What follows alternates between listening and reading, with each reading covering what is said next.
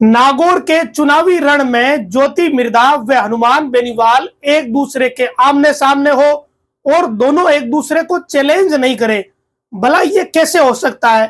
ज्योति मिर्धा ने आज जनता की इच्छा पूरी कर ही दी और गगवाना गांव में उन्होंने आज हनुमान बेनीवाल के खिलाफ मोर्चा तो खोला ही, साथ में बेनीवाल को बड़ी चुनौती भी दे डाली। अब मजे की बात यह है कि क्या हनुमान बेनीवाल इस चुनौती को स्वीकार करेंगे या नहीं करेंगे। पहले बात यह कर लेते हैं कि ज्योति मिर्धा ने आज क्या बोला। गगवाना गांव में ज्योति मिर्धा ने कहा कि झूठ बोला जा रहा है और अगर लोकसभा में मेरी हाजिरी हनुमान बेनीवाल की हाजिरी से कम हुई तो मैं मेरा सिर मुंडवा लूंगी, और अगर मेरी हाजिरी ज्यादा हुई या बेनीवाल जो कह रहे वो झूठ निकला तो फिर हनुमान बेनीवाल को अपनी दाढ़ी व मूंछ कटवा लेनी चाहिए। इतनी बड़ी बात आज ज्योति मिर्धा ने मंच से बोली है, सार्वजनिक रूप से बोली है और बेनीवाल को चुनौती दी है। अब भाई इंतजार इस बात का है कि हनुमान बेनीवाल इस चुनौती को स्वीकार करेंगे या नहीं करेंगे। अब ये बात कहां से शुरू हुई? दरअसल हनुमान बेनीवाल अपने भाषणों में दो बातों का जिक्र करते ही करते हैं। एक ये कहते हैं कि लोकसभा में मेरे काम को देखो और ज्योति मिर्धा के काम को देखो। लोकसभा में मैंने कितने मुद्दे उठाए और ज्योति ने कितने मुद्दे उठाए, इनको देखो। लोकसभा में मेरी उपस्थिति को देखो और ज्योति मिर्धा की उपस्थिति को देखो, और ये कह रहे हैं कि इसके आधार पर आप वोट दो। तो ये चुनौती बेनीवाल बार बार ज्योति मिर्धा को दे रहे हैं और ये कह रहे हैं कि वो उपस्थिति नहीं रही, वो विदेश दौरे पर रहती थी। ये तमाम तरह की बातें बेनीवाल की तरफ से हर मंच पर कही जा रही है, हर गांव के भाषण में कही जा रही है।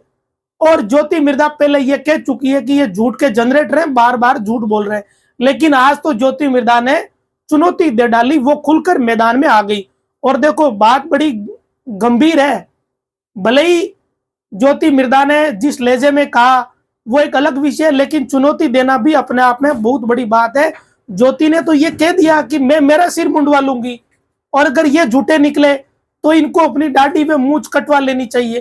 तो कुछ तो सोच समझ कर कहा होगा।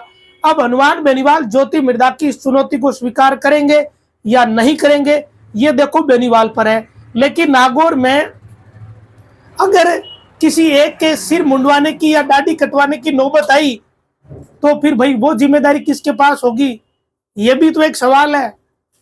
तो किसी न किसी को तो वो जिम्मेदारी भी संभालनी पड़ेगी।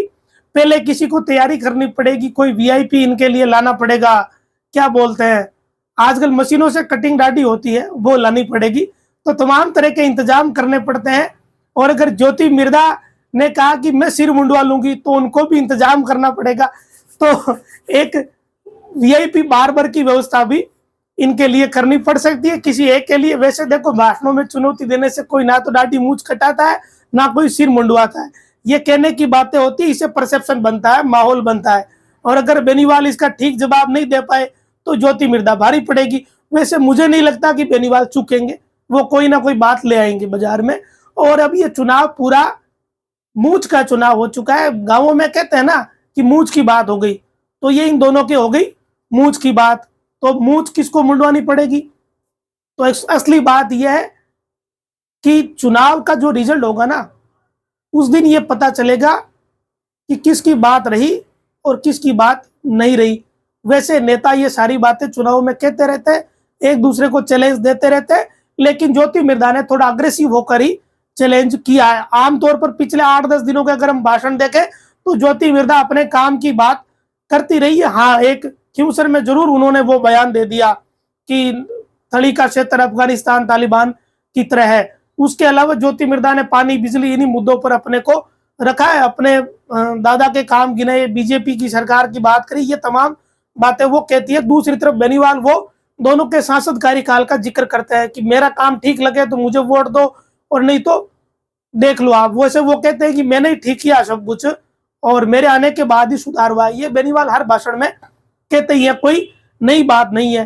तो भाई देखना यह है कि किसकी बारी है, सिर मुंडाने की बारी है या मूंछ और दाढ़ी कटाने की बारी है। लेकिन ज्योति ने एक बड़ा चैलेंज हनुमान बेनीवाल को दे दिया है और अब इंतजार इस बात का है कि हनुमान बेनीवाल जी कब इस चैलेंज का जवाब देते हैं या इस चैलेंज को स्वीकार करते हैं। ये एक वैसे बड़ा सामान्य है, दोनों की लोकसभा की हाजिरी दोनों को सार्वजनिक कर देनी चाहिए, पता ही चल जाएगा जनता को। किसी को ना तो सिर मुंडाने की जरूरत है, ना किसी को दाढ़ी कटवाने की जरूरत है। अगर दोनों अपनी लोकसभा की हाजिरी सोशल मीडिया पर पोस्ट कर दे तो जनता वैसे ही समझ जाएगी कि किसकी दाढ़ी मूंछ कट गई है, किसके सर के बाल चले गए, वैसे ही पता चल जाएगा। लेकिन ठीक है, राजनीति है और राजनीति में ये सब चीजें चलती रहती है। वैसे ज्योति मिर्धा अग्रेसिव हुई है।